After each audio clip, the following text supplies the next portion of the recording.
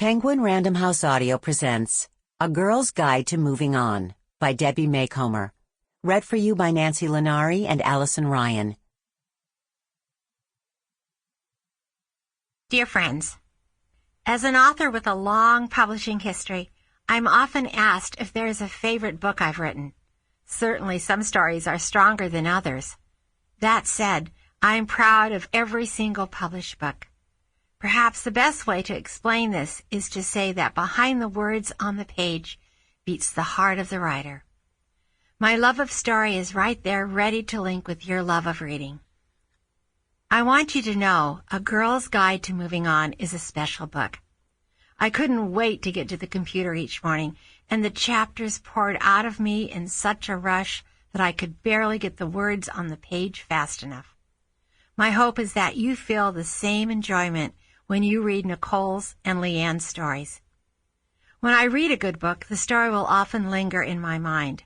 It's hard to let go of the characters. I had a hard time letting go of Rocco and Nikolai. Treat them with care and fall in love with them the way I did.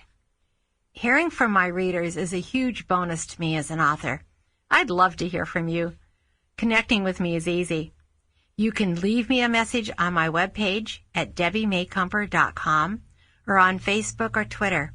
If you'd prefer to write a letter, my mailing address is Post Office Box 1458, Port Orchard, Washington, 98366. I look forward to reading your comments. Warmest regards, Debbie. Prologue. Nicole. Not so long ago, I assumed I had the perfect life. Because my husband made a substantial income.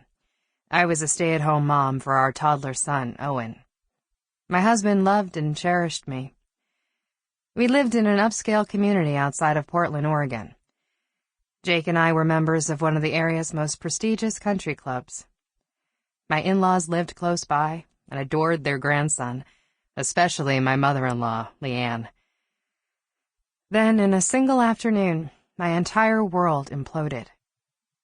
I learned that my husband had been having an affair, possibly multiple affairs, and had gotten his latest conquest pregnant. Leanne was the one who told me. It was common knowledge that over the course of their marriage, my father-in-law had been less than faithful. I often wondered if Leanne knew or if she turned a blind eye. She knew.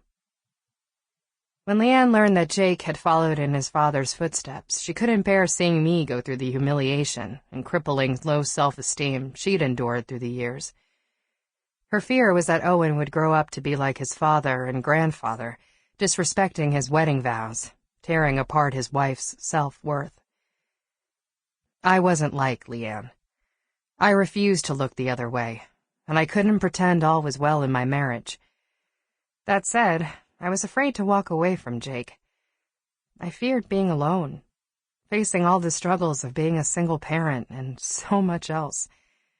A divorce would mean a complete upheaval in my and Owen's lives, not to mention our finances. I needed encouragement and support. My parents were gone, having died within a short time of each other. My two sisters lived in another state, and while they were supportive and wonderful, I needed someone close who would walk with me through this valley of tears. That person, to my surprise, was Leanne. When I filed for divorce, she followed suit and filed at the same time, walking away from her 35-year marriage. She'd had enough. This was how we ended up living in apartments across the hall from each other in downtown Portland. We became our own support group, encouraging each other. She helped me wade through the emotional mire that went hand in hand with the death of a marriage. Together, we faced each day of our new independent lives. I don't think I would have survived without her, and she said the same of me. We'd been close before, but we were even closer now. Soon after we moved into our apartments, Leanne and I made up a list of ways in which we would get through this pain. We called it A Guide to Moving On. The first item on that list was, don't allow yourself to wallow in your pain. Reach out. Volunteer. Do something you love or something to help others. Sample complete. Ready to continue?